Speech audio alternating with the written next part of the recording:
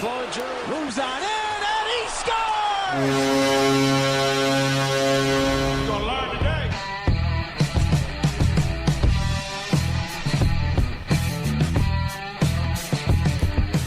What's up, boys and girls? Welcome to another episode of the Pod Street Bullies. My name is Derek. And I am John. What's going on, everybody? Guys, we have an interesting topic that was brought to us by one of our listeners that we're going to touch on for a majority of this episode.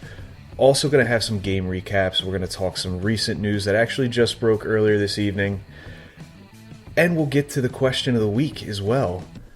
So, John, do we even have to talk about these games, man? No, Ugh. we don't. It's ugly. That's all you need to know. So you start off the season, 2 wins in a row, and then we poop back for 4.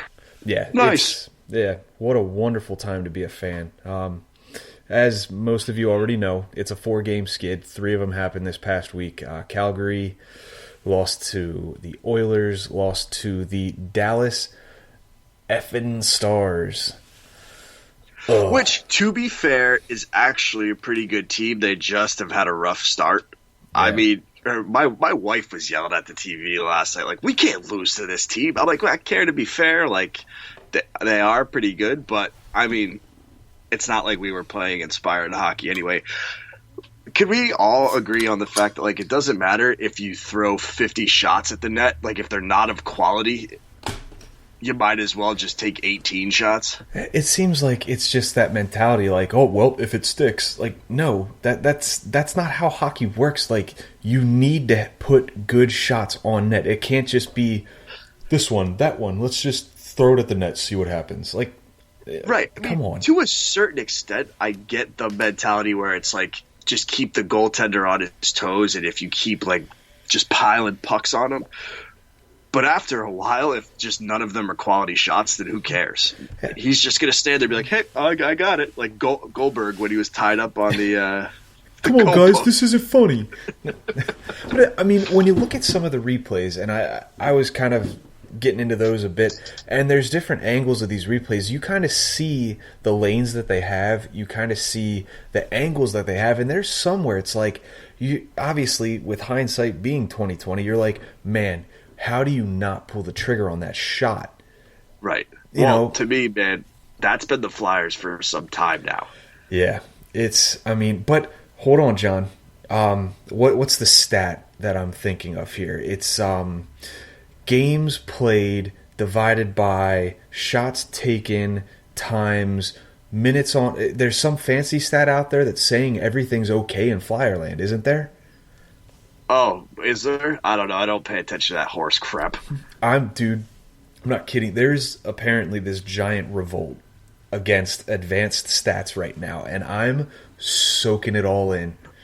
Well, good. I mean, they're going to say everything's okay right now. I mean, I get it. It's early in the season, but when you're losing games, I don't care what your +4. I can't even make this crap up. Oh yeah, it's just. These are the people that said Jordan Wheel was a good player. Like, you can try to rationalize their play right now because you said it's early. You know, you want to say, okay, give them some time. They're going to break through. And if they keep playing the way they are playing, the puck luck will go their way. I have no doubts about that. But don't try to explain everything that happens out on the ice. There's some things that are just better left unexplained. Right. Yeah, I mean, and there are signs that they know what they're doing. I mean, if you saw the only goal we had last night, what a beautiful play. Claude Giroux to Travis Konechny to Sean Couturier. And that wasn't an easy shot. That was a tough angle. Oh, yeah. But, like, we know how to play the game. We know what we're supposed to do. It'd just be great if we did it a little bit more frequently. You're right. And, I mean, and to harp on it a bit more, I just want to see less and less trying to explain things, and more just I want to see how it plays out. I don't need you to tell me, oh, you know, JVR may not have any goals, but this stat says that he's good. Like, don't pigeonhole that. Don't, tell me he's good at this aspect of the game and that'll lead to this. Like, no, right now he just stinks. He'll find his groove. Like, it happens. This is hockey. It's any sport, really.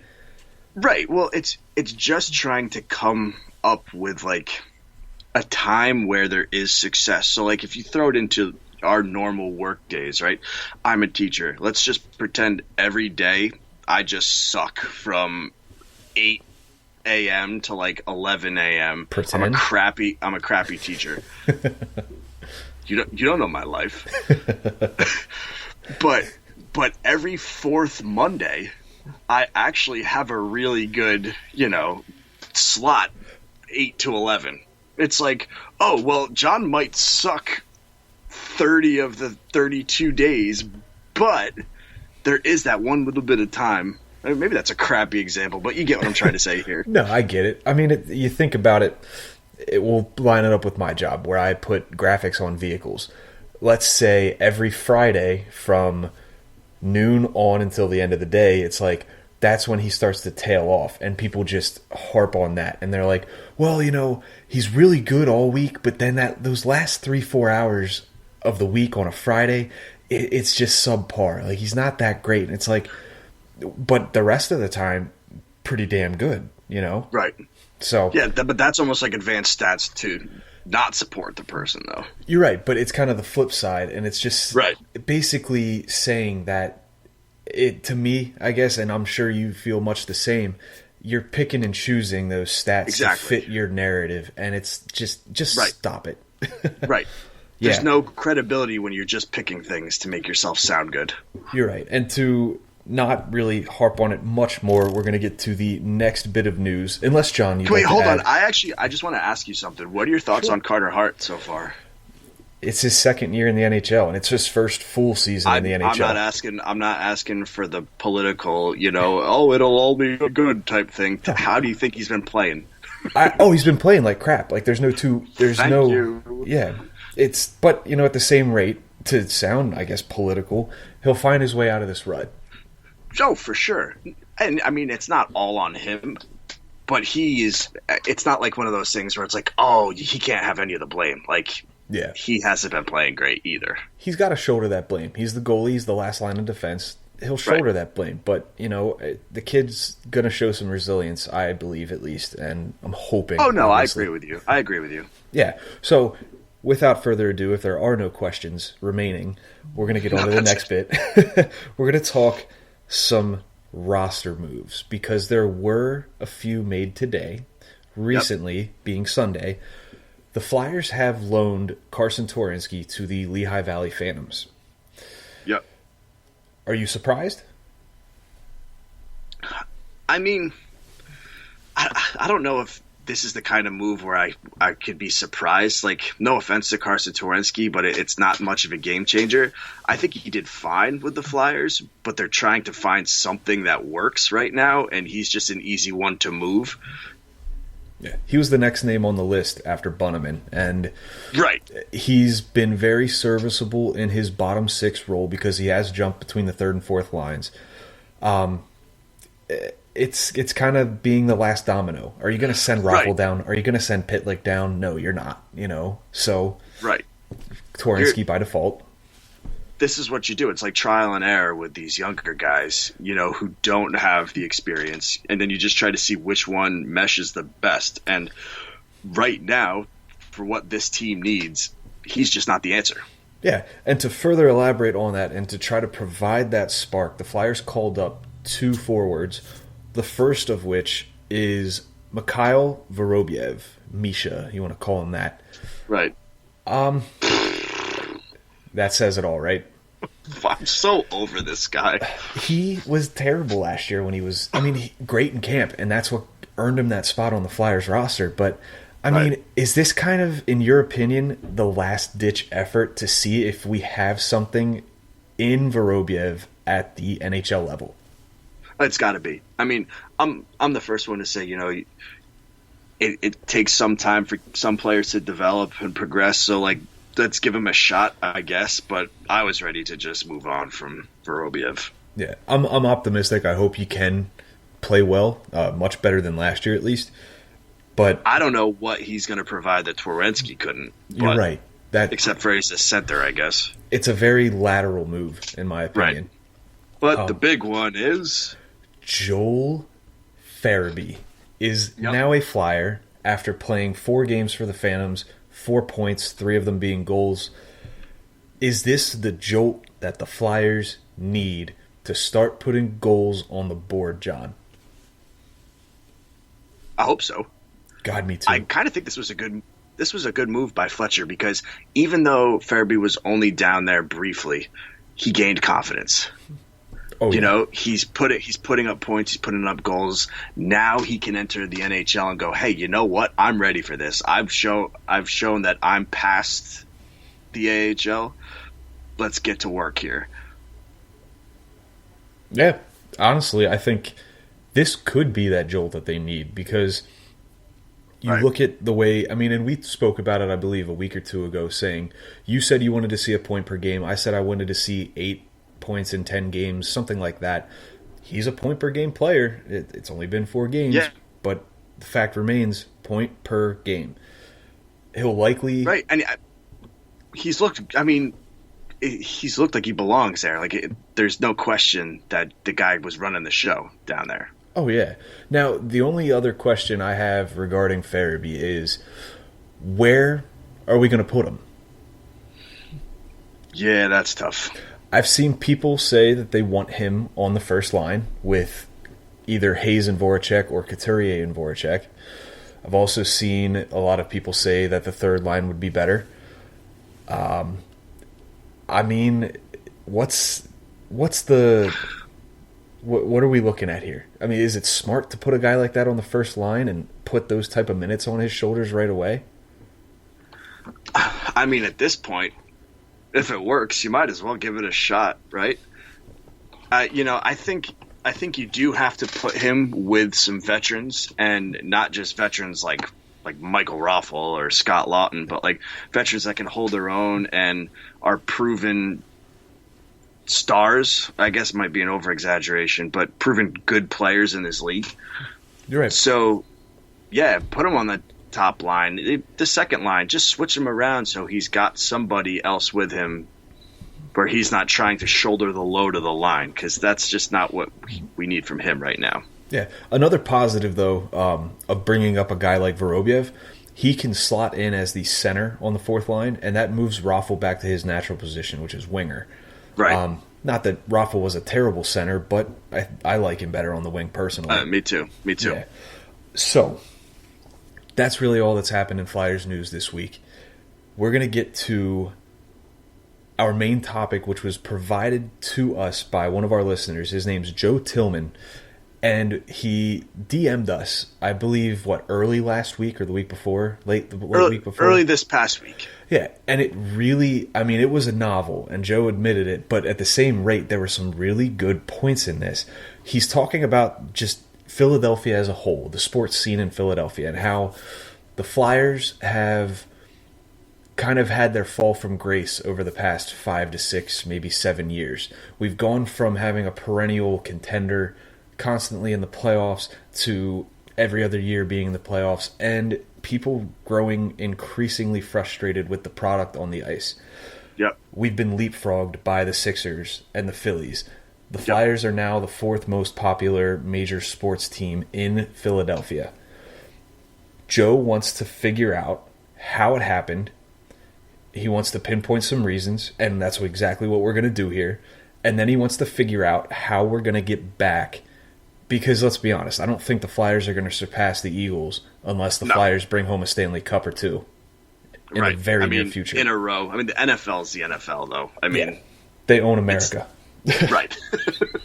So what we're going to do now is we're going to run through a few points, and we're going to give some little interesting tidbits and just what we feel like has happened and what needs to happen for the Flyers to go from 4th best to maybe first best.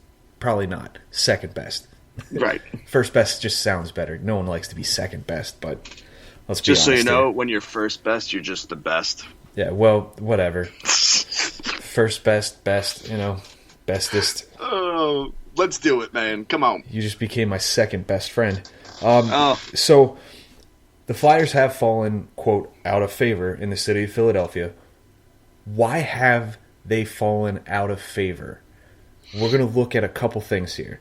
First, we want to look at what Joe described as alienating fans with poor signings and acquisitions. What signings, what acquisitions pop into your brain when that is said? So I think this is a twofold thing here. I think you have to look at the two general managers that kind of played a role into where we are. And first you have Holmgren. And the Holmgren era was, we need to win now. We're going to just make every move possible to win now. I mean, there was a lot of carelessness to his moves, but also the team was succeeding. You know, they weren't winning Stanley Cups, but they were going to the playoffs and all of this lovely stuff. Yeah, and specifically, at least recently, you look at two guys that Holmgren brought in and one extended. Andrew McDonald was acquired at the deadline how many years ago? You know, we've also forgotten about it, thank God. And he was given a very big extension right off the bat. Yeah. It seemed good at the time because after acquiring him, everybody's like, great, we have a good defenseman. You know, he'll be able to block shots. He was a great shot blocker with the Islanders prior to his tenure with the Flyers. Did not pan out. There's no other way to put it. Then the Flyers go and sign Vincent Lecavalier. Everybody's excited. Big name in hockey. I mean, you think Vinny Lecavalier, his time with the Lightning was incredible. We brought home a Stanley Cup with him. Right. Well, if I could pause you for a second there, sure. Derek, I think the issue with these two signings was with McDonald, right? Like you said, we extended him right off the bat. Like, we didn't even get a chance to see what he was going to be able to provide. So then you kind of committed all this money in term to somebody without really seeing how he was going to fit with your organization. And he didn't fit with the organization. And he didn't, and he became quite the burden. Yes. And then with Lecavalier, you had somebody who was just bought out, right? I mean, and you could buy somebody out for various reasons, but he was no longer in the prime of his career. Oh, absolutely. And we paid him like he was. These were just almost like desperation moves to just make it seem like Holmgren still knew what he was doing when he didn't anymore. It's almost a marketing or PR move. You bring in a name like Vinny Lecavalier, you're going to sell tickets because people know that name. They want to come see him play. When he starts sucking, it's like, oh, too late. You guys already bought your season tickets. You already bought this. You already bought that. You know, it's not a money grub. You don't want to call it that, but it sure helped. But Holmgren, you know, towards the end, just had an itchy trigger finger. I mean, it didn't just happen with signings, but it happened with trades too. Mm-hmm.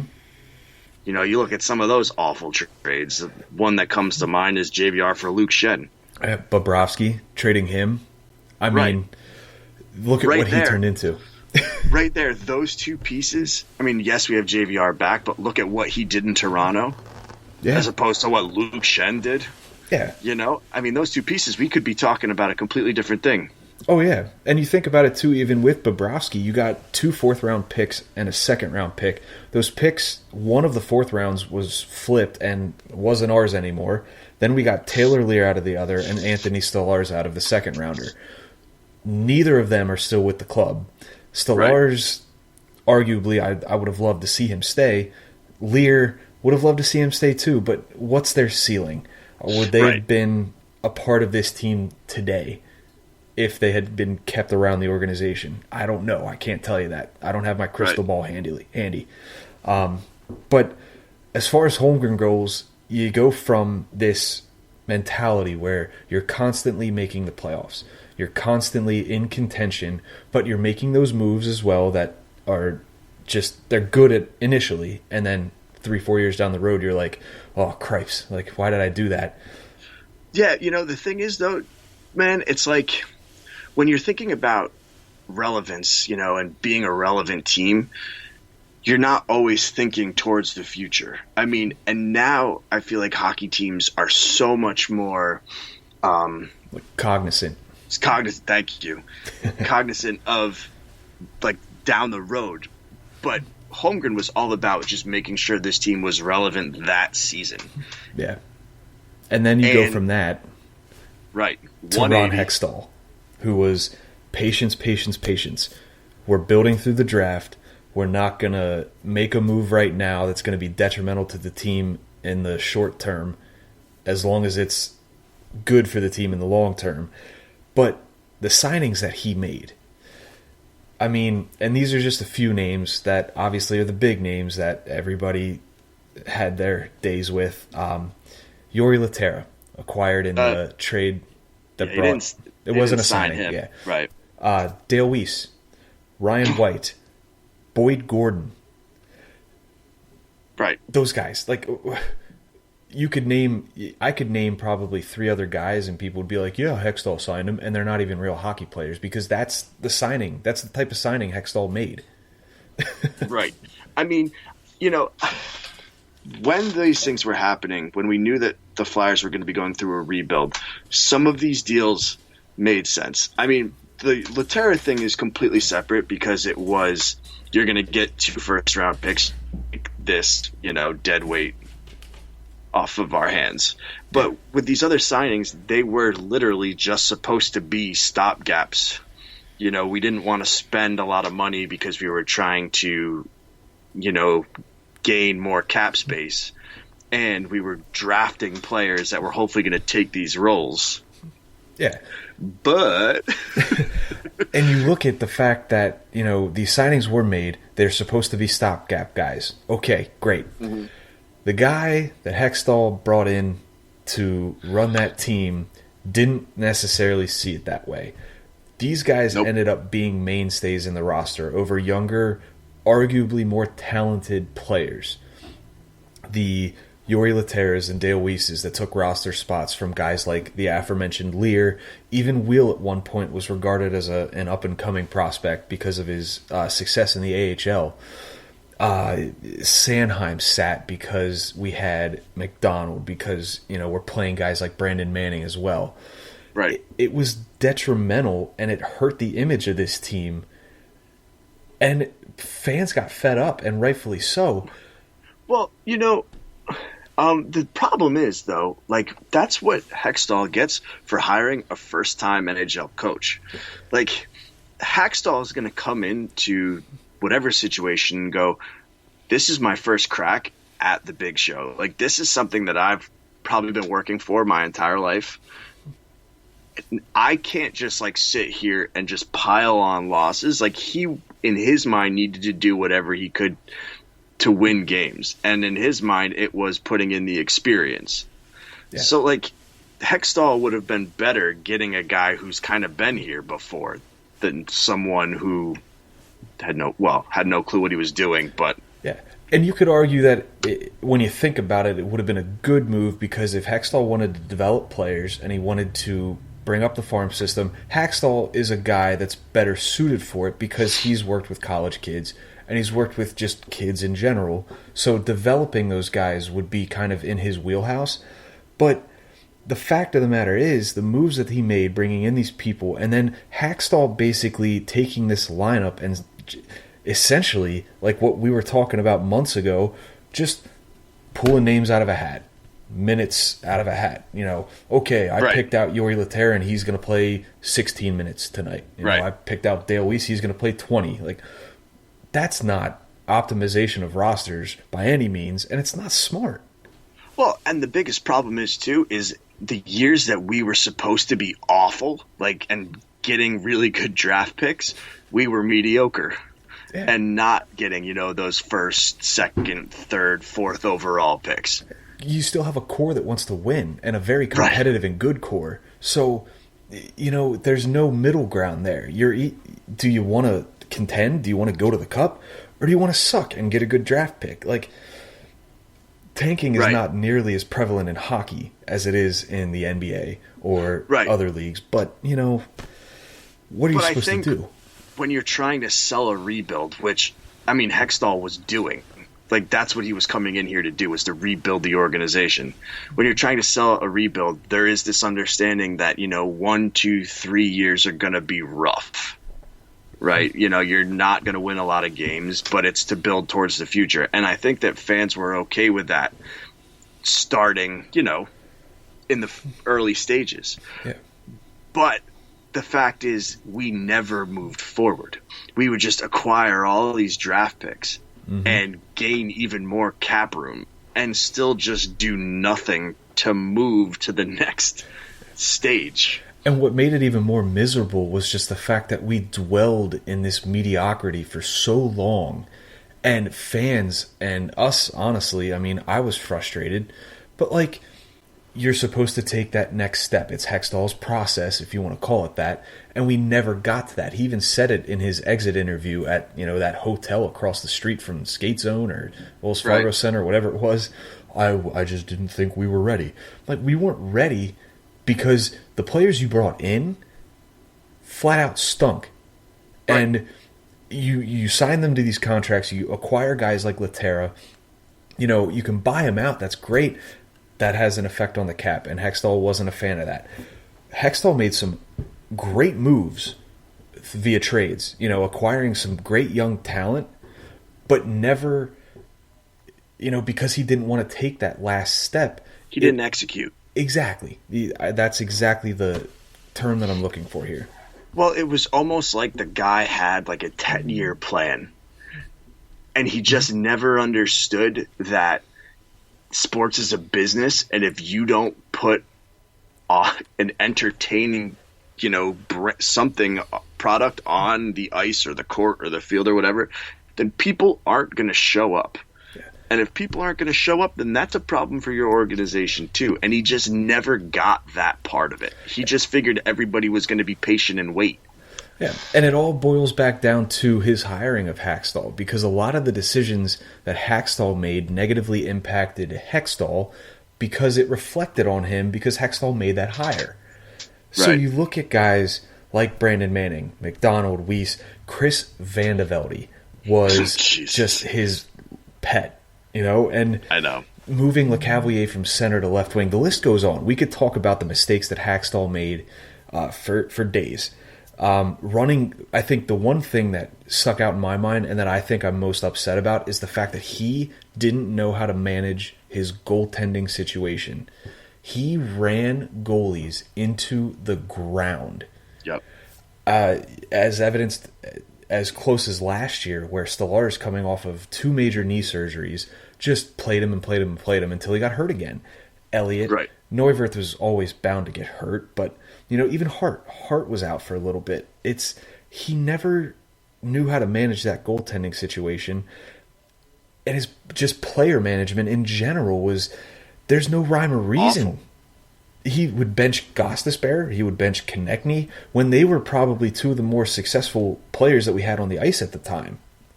Right. Well, and I think that if you just looked at that quickly and went, okay, he's trying to prove a point with these players that they need to be held accountable, okay, fine. But then you're going and you're promoting guys like Dale Weiss or whatever to bigger roles, and it's like, well, wait a minute. Yeah. The mistakes that he made, he seemed to double down on. Right. And I guess my last impression of Dave Hextall and my last little tidbit here is they even tried, we all know Dave Hextall, stone face, showed little emotion, if any, with his tenure at the Flyers. They literally tried to personalize him, and they tried to make him appeal to the masses, doing that right up on him a few summers back. Like, Dave Hextall enjoys wakeboarding. Like, who cares? Like, show me a guy that wants to win some games. That's what I'm interested in. But that's the thing, too. I mean, you've got to remember your fan base. And what's great about Philadelphia sports fans, and what can also be a pain about Philadelphia sports fans, is they're super passionate. And they just wear their emotions on their sleeves. And yes, sometimes it gets the best of them, but you can never deny their commitment to the teams that they support. And then you have these 2 guys essentially running the team in Ron Hextall, who was the exact opposite as a player, and Dave Hextall, who they just showed no emotion ever. I mean, Hextall in his press conferences were just like, he was almost like borderline disrespectful to the fans in his, I could care less what everybody thinks, and just melancholy responses. And then Hextall just, he was like dry paint. Some of the roster moves that Hextall made, like if we're talking sending people up or down, wherever direction they're going, it almost seemed like he made those moves just to irk the fan base, like what they wanted, and then what Hextall did. It was like two completely different things, and that just pissed us off even more. Right. And I mean, and when we keep going back to this like fall from grace thing, right? If you look at some teams when they decide to rebuild, look at what the New York Rangers did recently. And I hate the Rangers, but they sent out a letter to their fans, like explaining that this is what's going to happen. And, you know, we wouldn't be here without the fans. And Ron Hextall acted like he could care less about the people that supported his team. What that shows, and I'm writing it down right now so I don't forget it, transparency, because there was none of that when Hextall was GM. We didn't know about injuries. We would only find, like, now with Fletcher, you're kind of finding out like there's some rumors, and they're typically true about call-ups, send-downs, things like that. Hextall, that was such a tight-knit group and such a just a tightly run ship that none of that stuff ever leaked out. And if it did, I'm sure there were some stern talking tos, which I can only imagine what they were like with Hextall giving them. But, you know, nonetheless, it just seemed like the fans weren't at the forefront of his interest. He didn't care about the fans. He cared more about his plan and his direction with the team. And to an extent, it's okay, because he signed up to do this job and he was trying to execute.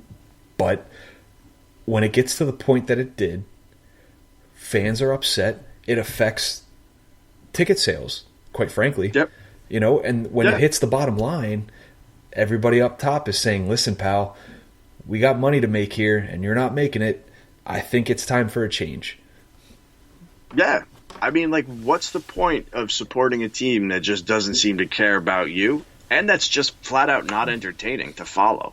Yeah, those games, I'm not kidding you, I've fallen asleep during those games more than I have ever in any GM's tenure. Right. And obviously I didn't keep track, but, you know, that's just my general feel of this. Like, it was bad.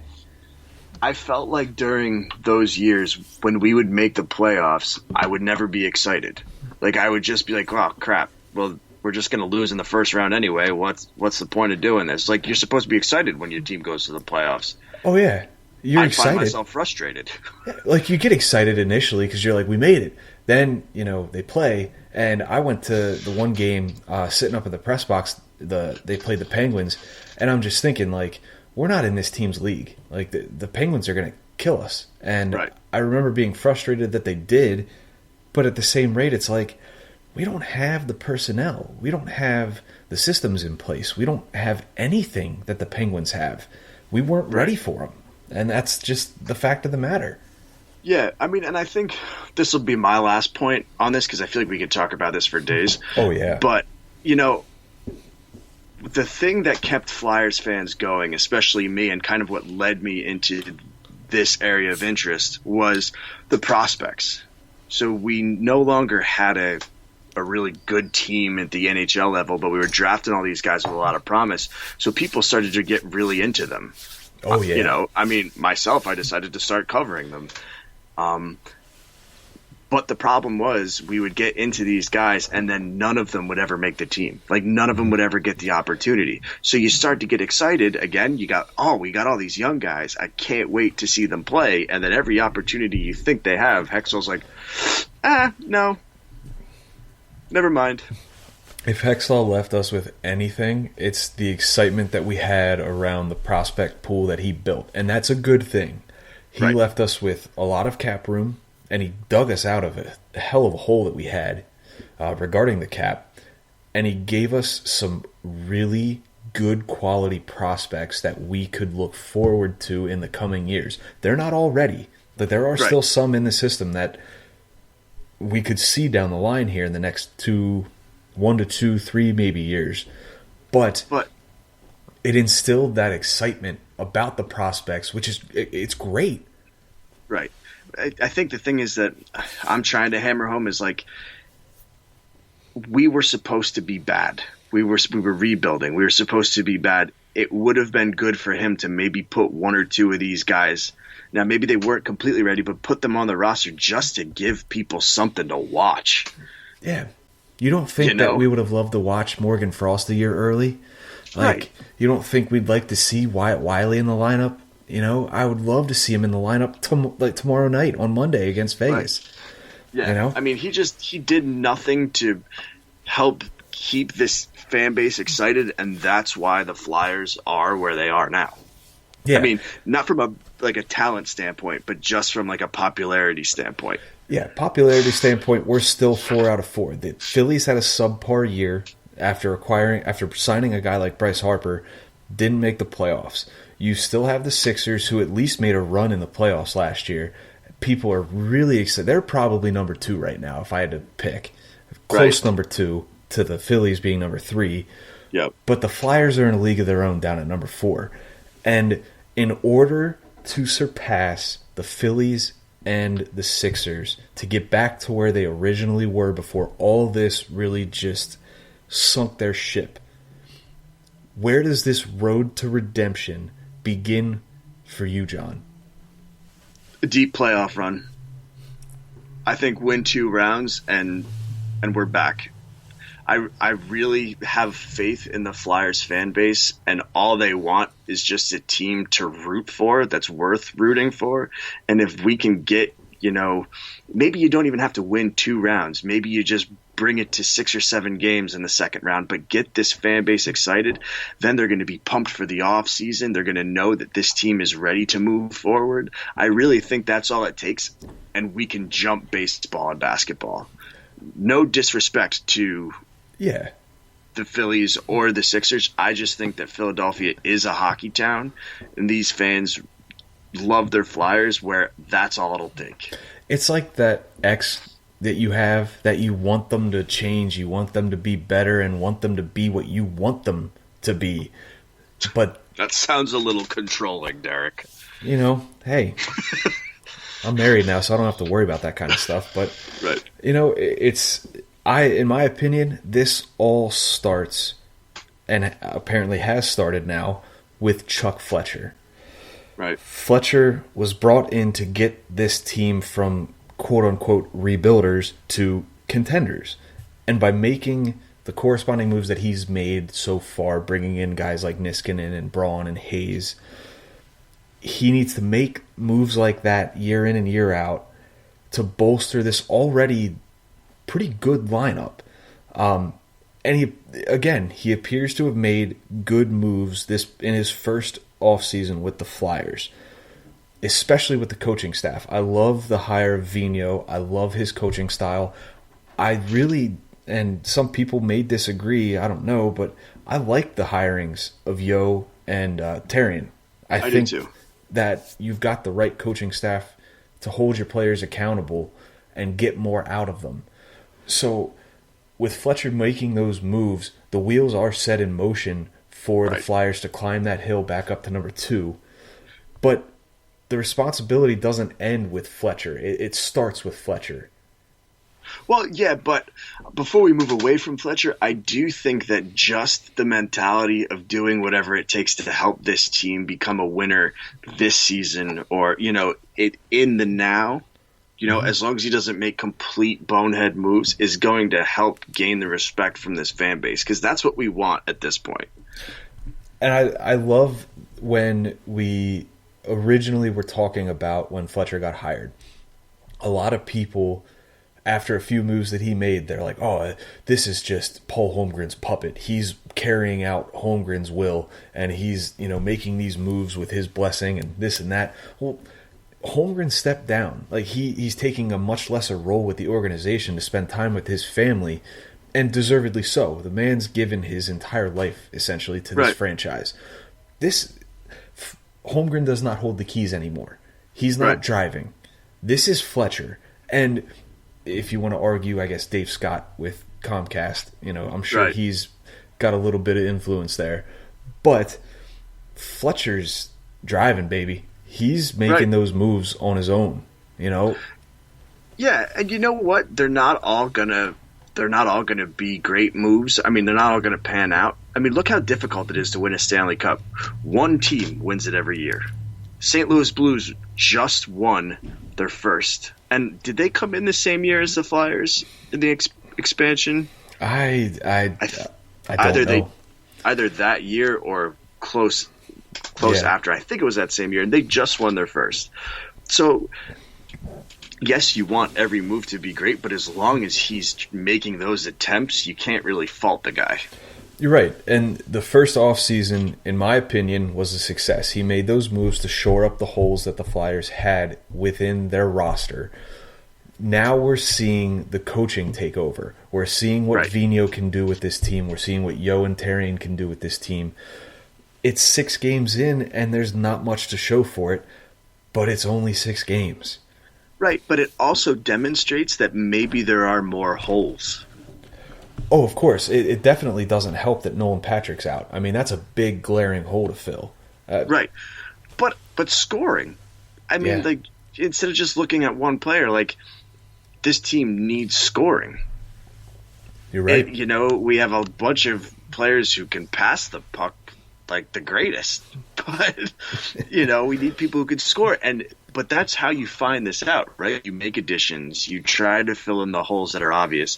Then you notice that there still are some holes. Then you need to try to fill those. And maybe you're going to do that internally. Maybe you have to go out and make a trade. Maybe there's nothing you can do until next summer. But that's what's got to happen next. And I think that I have faith that he's going to continue to do that.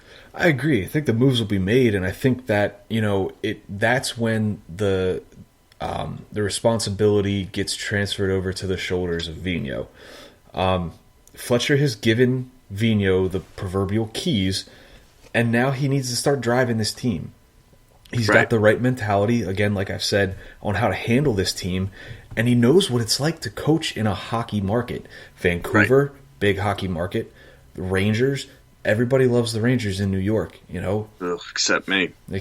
Except John, obviously, because he's a Flyers fan like the rest of us good people. But Vigneault takes over from here. And during the season, the keys are his.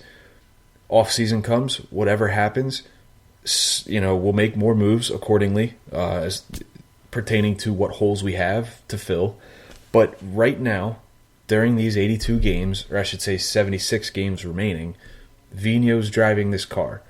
Yep. And I've got faith in Vigneault because of what we've seen so far and how just he's confident. And I love that it radiates. I love his confidence. I love his mentality. It doesn't seem like right now the players are fully buying into it, but that can obviously change. Yeah, I like to kind of jump ahead and go, say this team doesn't make the playoffs. This team better make the playoffs, but say this team doesn't make the playoffs. I can say with confidence that I'm not going to blame Vigneault or the coaching staff. I think that they're going to do everything they can to squeeze every little bit out of the players that they have. At that point, you can then go, okay, so now we need to take a look at some of these guys on this current roster and go, hey, you know what? Maybe this isn't working. If you go from one tenure under Dave Haxtell to another tenure under Alain Vigneault, and you're still getting the same results that you were under Haxtell as you are now in Vigneault, the one common denominator is the team and the players themselves. They're going to be the ones that are on the hot seat more so than Vigneault and his coaching staff, because if that lack of success carries over to Vigneault's tenure with the Flyers, it's not necessarily an indictment on him, the coach himself with Vigneault. It's more of an indictment on the players, and that a core maybe needs to be shook up. And that's a good place to be in, right? Yeah. You work from the top down. Like once you shore up the general manager, you shore up the coaching, where you know that at least for the, short term, if you want to call it that, like those things are set and you have faith in those people, then you can just move to the roster and start going, okay, the problem's here. What are the problems? You're right. And obviously there are problems, but if we're going to jump ahead a little bit here to trying to solve this problem and get the Flyers back to number 2 in Philadelphia, you mentioned winning. Yep. and how it could cure the lack of passion coming from the fan base, we'll call. Is that the only thing that'll help? Are wins going to cure the lack of passion that the fans are showing right now? Yes, because I think that any other move that needs to be made, I mean, not needs to be made, but that could be made to get to that point will infuriate fans first. Like, let's just assume, right, team doesn't make the playoffs this year and they decide this core is not working. We've got to trade Claude Giroux. I'm not saying that's the right thing to do, so just everybody stop. But, like, just say they're like, clearly this core, we cannot win with this core. We need to trade Giroux and Voracek or whatever. That's going to infuriate fans before it makes them happy. So, there are some fans that would enjoy and entertain that fact. You're right. Yeah. But, so I think that all you have to do is produce a winning team, and everybody's just going to be like, okay, this is all we wanted. We just want a team to cheer for. And you want to cheer for a winner. Yeah, that's just how it works. Nothing wrong with that. Nothing wrong with wanting to cheer for a winning team. And I think that's the basis of so many fans' disgruntlement with this franchise, is that the lack of winning lately has become so frustrating. They just want to see this team win. Right. And you can only make so many moves to the point where fans are just like, well, these aren't going to pan out anymore. Like, for example, and I'm only going to say this, I think I might have told people before, but I'm a Mets fan. So, sorry, Philadelphia. But I always look at it like the Mets have always made these trades where they bring in these great players, and then they never pan out. Like, never. They never work. You could be like my favorite franchise in the Major League Baseball association, in Major League Baseball, the Orioles, bringing in these big names way far past their prime, like Sammy Sosa, Vlad Guerrero, But, like, what I'm getting at is, like, after a while, that just doesn't cut it anymore. Like, it doesn't matter if you keep trading for people if it doesn't pan out. It's just, like, that's not going to gain excitement. You need to win. That on-ice product, first and foremost, needs to be better. Yep. Yeah. And in my opinion, I don't think winning will soothe all the pains. Most it will, I believe. But there's too many armchair GMs out there that think that every move that they post on Twitter or comment about on Facebook is the correct move. These dorks that follow their line graphs and their heat maps and bar graphs and all that BS. This guy's Corsi's better than this guy. Why aren't we starting him? Like, we're not starting him because he sucks. That's why. But those people are never going to be happy. Like, I mean, they're always going to find some sort of issue, so I'm not even concerned about them. You're right. And it gets to the point that Joe, actually, the person who set this all up, really, he said, diehards apparently aren't going to tune back in until the Flyers are ready to prove that they're trying to win again. Then they're not diehard fans. Right. Yep, that's the exact opposite of what a diehard is. Exactly. If you're a diehard fan, that's a fair weather fan. Yes, that's somebody that jumps on and off the bandwagon at their convenience. And that's okay, too. Like, you could be a casual fan. Like, I mean, I'm a fair-weather Eagles fan. I root for the team. But, I'm not going to throw my TV up against the wall when they lose. Like that, But I am kind of like that with the Flyers, except I don't throw the TV up against the wall. I mean, you did just buy a new one, didn't you? Yeah, thanks, wife. The other one broke, right? Quote, unquote. I know. She sabotaged it. I'm the exact same way with the Sixers. I'm not a big basketball fan, but if I had to pick a team to root for, it's the Sixers because they're the hometown team here. Right. And, they've been good lately. Awesome. If they have this expectation tagged to them that they're going to win the NBA Finals this year and they come up short, like you said, I'm not going to be throwing my TV against the wall. I'm not going to be throwing it out of a window. I'm not going to be chucking my remote across the room. Like, it is what it is. You alone aren't going to determine the outcome of a sporting event because you're not taking part in it. Right. Yeah.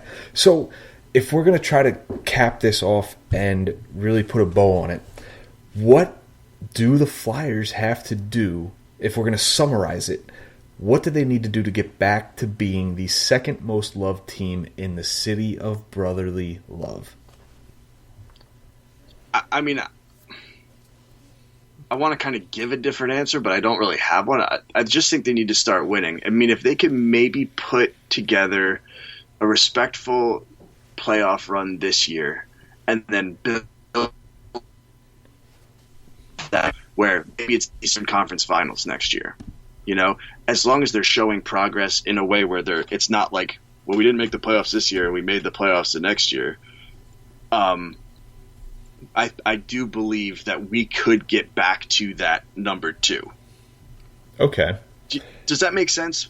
Like, as long as we've made the progress this year where like we've won a playoff round and at least we kind of took it to the limits in round 2, and then the next year we like made it to the Eastern Conference Finals, and it looks like our trajectory is moving upward. I do think that it's not like we need to win the Stanley Cup for it to happen. A sudden spike, I think, is more detrimental than advantageous, because let's say the Flyers make the Stanley Cup Finals this year. Awesome. Right. But then you enter next year with loftier expectations than you would have if they would have done what you said and maybe made, you know, the second round and lost in 6 or 7 games, or made the Eastern Conference Finals and got, you know, their teeth kicked in. Who knows? Right. If it's that gradual build up to perennial contender, I think it's more advantageous doing it that way to the fan base. To be clear though, yes. If we won the Stanley Cup this year, all my worries would be gone. I could care less about these past few years. If I get to sit on Broad Street and watch Claude Giroux hoist the Stanley Cup this year, you'll never hear any grievance from me ever again. Just kidding. But for a while, you won't hear anything out of my mouth for a while. That's detrimental to the team. But the slow starts have got to stop too, because that's a lot of what the complaints are. Right. You know, the first 20 minutes of hockey they coast through, and it's like it's hard for people to get engaged in that. And right, well, because it's just more of the same. You're right. And to cap it all off, like we previously stated, Stanley Cup would definitely help. Yeah. Oh, for sure. Yeah. So then what we're going to do now is go through the Twitter questions. What we did was asked you folks to play Armchair GM like we've been, you know, criticizing for the past 50-something minutes. We want you guys to give us your one move that you would make if you were Chuck Fletcher. And we got a great bit of responses here. The first one comes from My Eagles Will Still Win. They said Ghost for Patrick Laine. So are we just going to say whether we do it or not? Whether we would do it or not? Yeah, sure. All right, is that what we're going for? Would you trade Gostisbehere for Patrick Laine? Yes. Yes, I would too. Is it going to happen? Scoring. Is it going to happen though? No. No. Okay, next feedback we get is from Isaiah, Chef, Dan from the O&B Puckcast. If they were in position to do something special, the Flyers could really use another dynamic Fed. I'm assuming he meant something else. It's probably it's supposed to be FWD forward, yeah. Especially a shoot first type. Would be interested in a player like Raquel from Anaheim, and the Flyers might have to part with Ratcliffe plus maybe Ehlers out of Winnipeg if the Jets are out of the playoffs. Ehlers would be more likely, in my opinion, because the Jets' blue line is in shambles now that Byfuglien and Trouba are gone. Right. I think the key with this is, would you be willing to give up a key piece of the future for scoring help now? And my answer is yes. Sure. As long as it's just like one, like if we don't go overboard. Yeah. We don't need to sell the farm, you know? Right. There's enough of the farm to go around. Right. The next one comes from Martinez. They say probably a shooter, maybe a young right-handed defenseman who could be a part of our future core. I mean, any specific names to throw out there? I mean, A lot of right-handed defensemen. Yeah, well, here's the thing. I'm not really concerned about the defensive future. No, I me think neither. we've got a lot of blue line prospects. I'm all about the shooter, though. We need a shooter. You're right. Preferably before the end of the year. Yeah, obviously. Then we get to our next, Anthony Melidio. Okay, maybe a bit odd. Failure not due to center. So I think I'd bring up a winger from Lehigh Valley for a game or two and sit a winger. I don't know.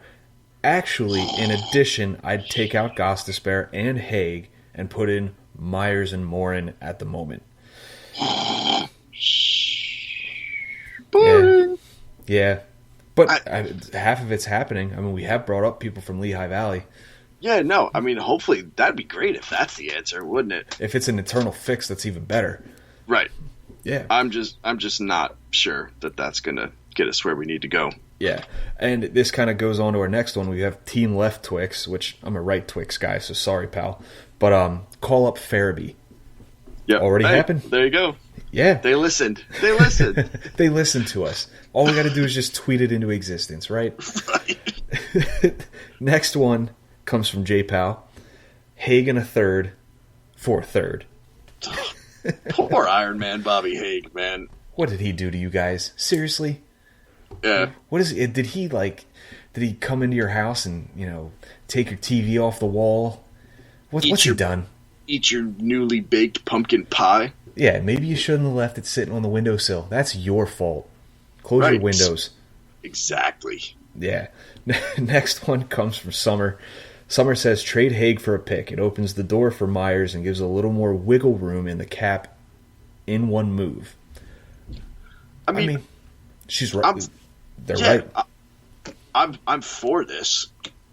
I just don't think that anybody is interested in Haig. But I would do it. Sure. Yeah. Everybody that likes to complain about Haig are also the same people that are like, oh, we should trade him and get this. Like, you just said he sucked. What do you think we're going to get for him? Right.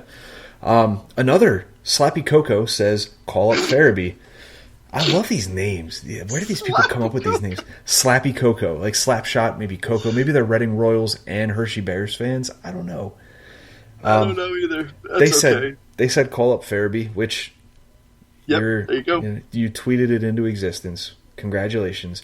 Franco65 put JVR in the press box or trade him if you could and put Farabee in his place. Stop. Frank, buddy. Stop. Come on, man. No, putting JVR, who is probably the only person that we could eventually count on scoring goals for this team in the press box, does nothing for us. Nothing. Absolutely nothing. I mean, I get it. He hasn't really lived up to the expectations in the first 6 games, but it's going to happen. Don't go putting somebody like him in the press box. That gets us nowhere. That's a rash decision. Yep. The next input we have is from Justin Marsh. Justin states, trade Jake while he still is seen as a valuable player. I like this.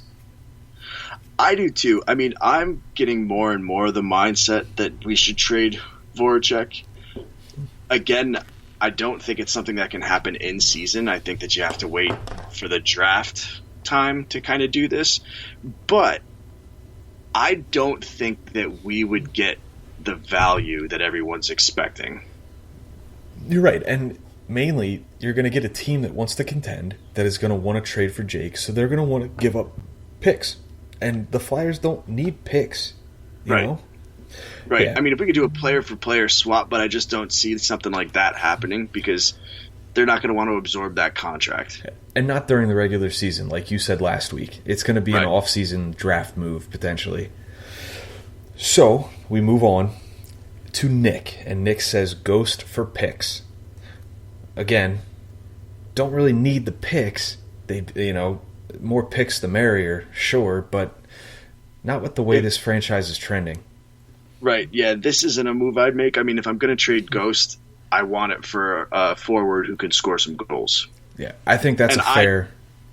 And I'd put picks into that deal to get the forward. Yeah, if we're talking trading for a pretty good winger that knows how to put the puck in the back of the net, I'm not opposed to saying, hey, we'll give you Gostisbehere and a second, third, fourth, whatever it may take. You know, picks are just kind of the incentives. Right. Yeah. Then we get to Chucky Two Trades himself. Chuck Fletcher gave us some input here. And he says nothing. This team is perfect, you crazy people.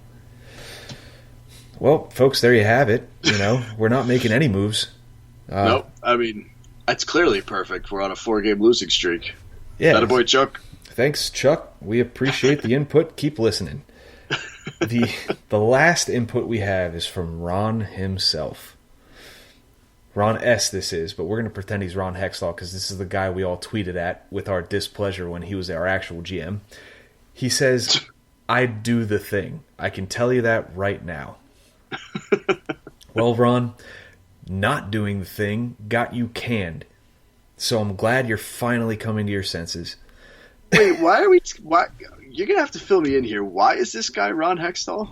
Everybody, his @ symbol on Twitter is @Ron. So everybody tweets at Chuck. Everybody tweets at, you know, these guys that I interviewed and talked to this guy months back and asked him what it was like putting up with the beratement that the Flyers fan base gave him. And he's a great sport. I mean, he's a really nice guy. And it was cool to get to talk to him and level with him and just be like, dude, like, were we really that bad? That's pretty funny. I forgot about that piece. Yeah. Yeah. But folks, I do the thing too, Ron. I do it too. We do all the things. But for that, and until then, we're going to sign off. Folks, this I'm losing my train of thought. John, just tell the people where they can find you here. You can find me at what can they find me at these days? Pod Street Gove. I changed my Twitter handle and I forgot about it. Pod Street Gove. You can find my work at PSN, and you can find me here. And that's that. No OHL news, man. Oh yeah, and I mean, if you're into the OHL, I write for the OHL network. I'm also going to be writing about some WHL draft eligible prospects in about a week or so. So yeah, you can look out for that if that's your jam. Yeah, buddy, the Pod Street Bullies got the inside track on the draft this coming up year. Oh yeah. Yeah, and as for myself, you can find me at PodStreetBob on Twitter. You can find my work, much like John's, at PSN. No OHL stuff because, let's be honest, my prospect game is pretty weak. It's getting better, I promise. I'm working on it. But you can find us, the Pod Street Bullies, on Apple Podcasts, Spotify, everything. Google us. If you don't use Google, Bing, if that's still a thing, I don't know. You'll find us. Until next, Podmuncher, John's favorite listening app. You can call it that. Until next week, folks, have a wonderful week ahead. And as always, let's go Flyers. Bye now.